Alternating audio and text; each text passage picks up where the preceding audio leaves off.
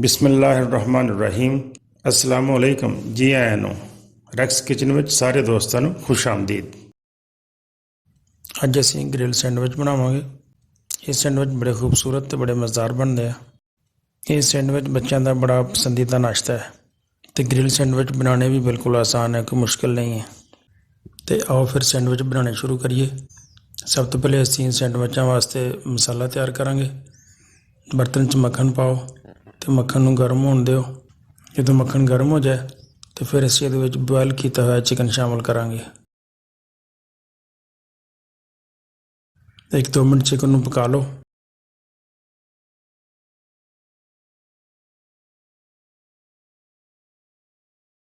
ਇਹਦੇ ਵਿੱਚ ਅੱਧੀ ਚਮਚ ਨਮਕ ਦੀ ਪਾ ਲਓ, ਅੱਧੀ ਚਮਚ ਧਨੀਆ ਪਾਊਡਰ ਦੀ ਤੇ ਅੱਧੀ ਚਮਚ ਕਾਲੀ ਮਿਰਚ ਦੀ ਪਾ ਲਓ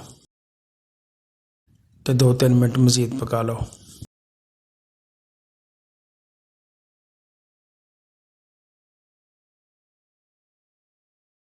ਹੁਣ ਅਸੀਂ ਅੱਧੀ ਕੁ ਚਮਚ ਕੁੱਟੀ ਹੋਈ ਮਿਰਚ ਸ਼ਾਮਿਲ ਕਰਦੇ ਹਾਂ।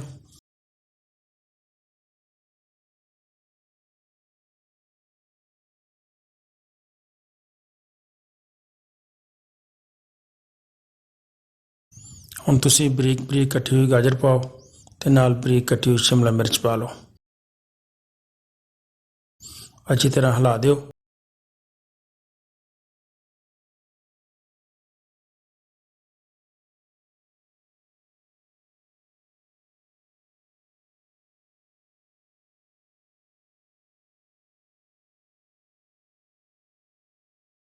ਤੇ ਥੋੜੀ ਜਿਹੀ ਬਰੀਕ ਕੱਟੀ ਹੋਈ ਬੰਦ ਗੋਭੀ ਸ਼ਾਮਿਲ ਕਰ ਦਿਓ।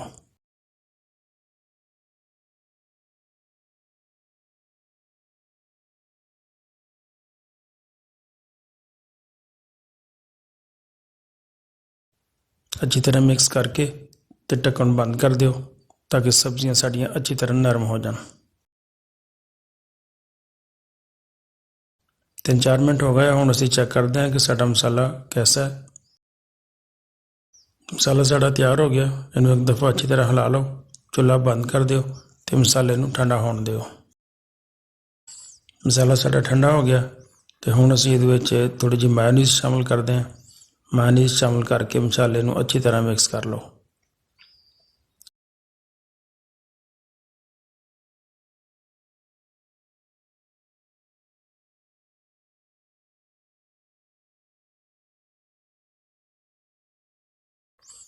ਸੈਂਡਵਿਚ ਦਾ ਸਾਡਾ ਮਸਾਲਾ ਤਿਆਰ ਹੋ ਗਿਆ ਤੇ ਹੁਣ ਅਸੀਂ 4 ਸਲਾਈਸ ਲੈਣੇ ਆ ਬ੍ਰੈਡ ਦੇ ਤੇ ਸਲਾਈਸਾਂ ਦੇ ਇੱਕ ਸਾਈਡ ਤੇ ਅਸੀਂ ਚਿੱਲੀ ਗਾਰਲਿਕ ਸਾਸ ਲਾਵਾਂਗੇ।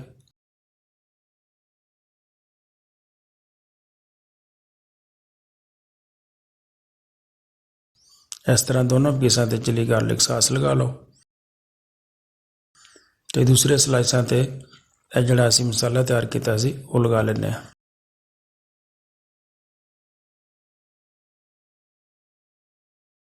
ਮਸਾਲੇ ਨੂੰ ਅੱਛੀ ਤਰ੍ਹਾਂ ਬ੍ਰੈਡ ਦੇ ਪੀਸ ਤੇ ਇਸ ਤਰ੍ਹਾਂ ਫੈਲਾ ਲਵੋ।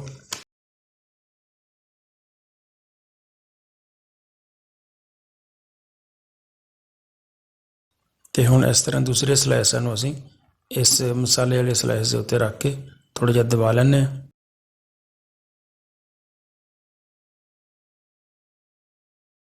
ਤੇ ਦੂਜੀ ਸਾਈਡ ਤੇ ਅਸੀਂ ਗ੍ਰਿਲ ਪੈਨ 'ਚ ਥੋੜ੍ਹਾ ਜਿਹਾ ਆਇਲ ਲਗਾ ਲੈਂਦੇ ਹਾਂ।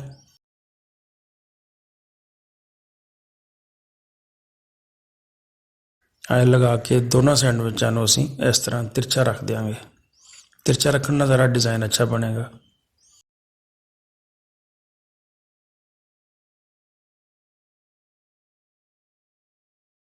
ਇਲੈਕਟ੍ਰਿਕ ਪੈਨ ਨੂੰ ਬੰਦ ਕਰ ਦਿਓ ਤੇ ਤਕਰੀਬਨ 7-8 ਮਿੰਟ ਇੰਤਜ਼ਾਰ ਕਰੋ। ਟਾਈਮ ਹੋ ਗਿਆ, ਆਓ ਚੈੱਕ ਕਰਦੇ ਹਾਂ। ਦੇਖੋ ਮਾਸ਼ਾਅੱਲਾ ਸਾਡੇ ਸੈਂਡਵਿਚ ਬਹੁਤ ਅੱਛੇ ਤਿਆਰ ਹੋ ਗਏ, ਬੜੇ ਖੂਬਸੂਰਤ ਹੈ। ਇਹਨਾਂ ਨੂੰ ਸੈਂਟਰ ਵਿੱਚੋਂ ਇਸ ਤਰ੍ਹਾਂ ਕੱਟ ਲਓ, ਕੱਟ ਕੇ ਤੇ ਗਰਮ ਗਰਮ ਕੈਚਅਪ ਨਾਲ ਸਰਵ ਕਰੋ। ਵੀਡੀਓ ਪਸੰਦ ਆਏ ਤਾਂ ਦੋਸਤਾਂ ਨਾਲ ਜ਼ਰੂਰ ਸ਼ੇਅਰ ਕਰਿਆ ਕਰੋ ਤੇ ਨਾਲੇ ਕਮੈਂਟਸ ਬਾਕਸ ਵਿੱਚ ਆਪਣੇ ਖਿਆਲਾਂ ਦਾ ਇਜ਼ਹਾਰ ਵੀ ਕਰਿਆ ਕਰੋ। ਵੀਡੀਓ ਨੂੰ ਪੂਰੀ ਦੇਖਣ ਦਾ ਬਹੁਤ ਸ਼ੁਕਰੀਆ। अस्सलाम वालेकुम।